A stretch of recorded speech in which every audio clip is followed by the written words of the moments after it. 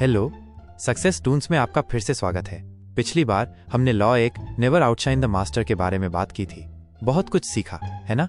आज हम एक और दिमाग हिला देने वाले लॉ को डिकोड करेंगे। ये लॉ आपके रिश्तों को देखने का पूरा तरीका बदल देगा। तो लॉ नंबर 2 को अनलॉक करने के लिए तैयार हो जाइए। भाई, ये लॉ एकदम दिमाग हिला देने वाला है। सुनो ध्यान से।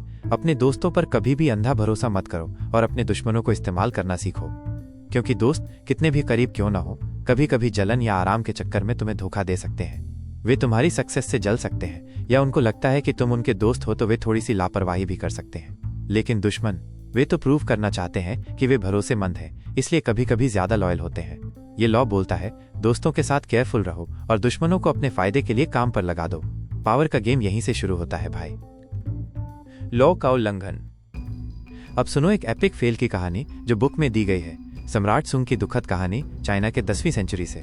सुंग एक छोटा सा सम्राट था और उसका एक बचपन का दोस्त था, जनरल वांग। ये दोनों एक दूसरे के इतने करीब थे कि सुंग ने वांग को अपने एम्पायर का सबसे इंपॉर्टेंट फोर्ट्रेस गार्ड करने का काम दे दिया। सुंग ने सोचा, ये तो मेरा भाई है, इस पर पूरा भरोसा है।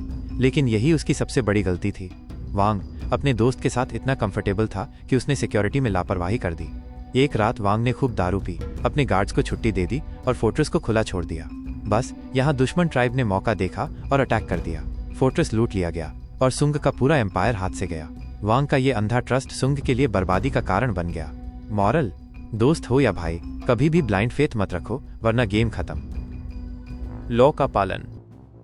अब एक चतुर बंदे की कहानी सुनो। सेजारे बोर्जिया, इटली का कनिंग रेनेसा प्रिंस, 15वीं सेंचुरी में। सेजारे एक मास्टर मैनिपुलेटर था और उसने दुश्मनों को यूज करने का गेम एकदम परफेक्टली खेला। जब उसने एक नई सिटी रोमाग्ना कॉन्कर की तो उसको एक स्ट्रॉन्ग गवर्नर चाहिए था जो वहां ऑर्डर बनाए रखे। सेजारे ने किसी दोस्त को नहीं चुना, उसने रेमेरो डी ओर्को को पिक किया, एक आदमी जो उसका दुश्मन था और रूथलेस रेपुटेशन के लिए फेमस था।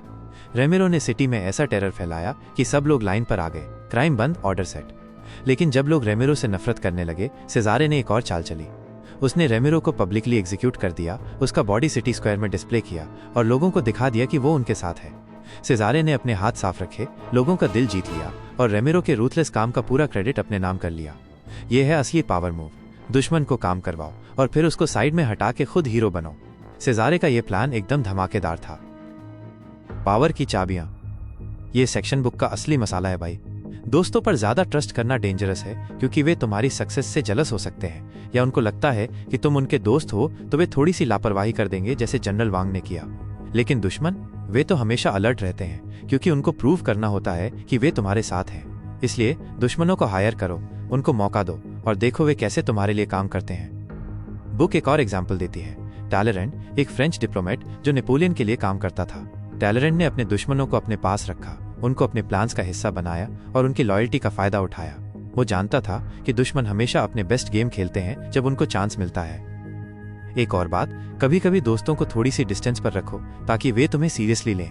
अगर तुम उनके साथ ज्यादा क्लोज हो तो वे तुम्हें अंडर एस्टिमेट कर सकते हैं, लेकिन दुश्मन, वे तुम्हें कभी छोटा नहीं समझेंगे, क्योंकि वे तुमसे डरते हैं। इसलिए बुक बोलती है कि अपने दुश्मनों को अपने सर्कल में लाओ, उनको काम दो और उनकी एनर्जी को अपने फायदे के लिए यूज करो।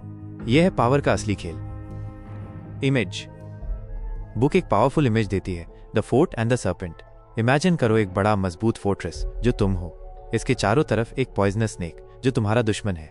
ये स्नेक फोर्ट्रेस के अंदर नहीं आ सकता, लेकिन अगर तुम इसको कंट्रोल कर सको तो ये तुम्हारे दुश्मनों के लिए एक वेपन बन सकता है। इसका मतलब है कि अपने दुश्मनों को अपने पास रखो, उनको अपने फायदे के लिए यूज करो और उनकी पावर को अपने लिए काम में लाओ। ये इमेज एकदम कनिंग है, दुश्मन को दोस्त नहीं लेकिन अपना टूल बनाने का आइडिया देती है। अथॉरिटी। यहाँ बुक एक कोट देती है जो एकदम हार्ड हिटिंग है। Hire a former enemy and he will be more loyal than a friend because he has more to prove. In fact, you have more to fear from friends than from enemies. If you have no enemies, find a way to make them. Baltasar Gracian, 17वीं century philosopher. इसका मतलब है कि एक पुराना दुश्मन दोस्त से ज्यादा वफादार हो सकता है, क्योंकि उसको अपनी लॉयल्टी प्रूव करनी होती है। दोस्त से ज्यादा डरना चाहिए, क्योंकि वे तुम्हें छोटा समझ सकते हैं। और अगर तुम्हारे पास दुश्मन नहीं है तो थोड़ी सी चाल चलो और कुछ बना लो, क्योंकि दुश्मन तुम्हें शार्प रखते हैं। ग्रेशियन का ये कोट एकदम रॉ और प्रैक्टिकल है। रिवर्सल। अब ये पार्ट थोड़ा ट्रिकी है, लेकिन बुक बोलती है कि इस लॉ का रिवर्सल भी एक स्ट्रैटेजी हो सकता है। कभी कभी अपने दुश्मनों को अपने पास रखना डेंजरस हो सकता है, क्योंकि वे तुम्हें धोखा दे सकते हैं या तुम्हारे सीक्रेट्स चुरा सकते हैं। इसलिए अगर तुम अपने दुश्मन को हायर कर रहे हो तो उन पर एकदम कड़ी नजर रखो। उनको इतना पावर मत दो कि वे तुम्हारे खिलाफ हो जाएं। लेकिन ये भी याद रखो, दोस्त भी कभी कभी दुश्मन बन सकते हैं, इसलिए उन पर भी पूरे ट्रस्ट से काम मत करो। बुक का ये पॉइंट बोलता है कि बैलेंस रखो, न तो दुश्मनों को पूरा कंट्रोल दो, न ही दोस्तों पर अंधा भरोसा करो। यह है पावर गेम का असली ट्विस्ट। तो ये था लॉ दो never put too much trust in friends, learn how to use enemies. उम्मीद है आपने बहुत कुछ सीखा होगा। पावर के गेम में हर कदम कैलकुलेटेड होना चाहिए, राइट? अगर ये वीडियो आपको पसंद आया और इसने आपके दिमाग की बत्ती जलाई तो इसको लाइक करना मत भूलना। अपने दोस्तों और उन दुश्मनों के साथ शेयर करो जिन्हें पावर सीक्रेट्स पसंद हैं।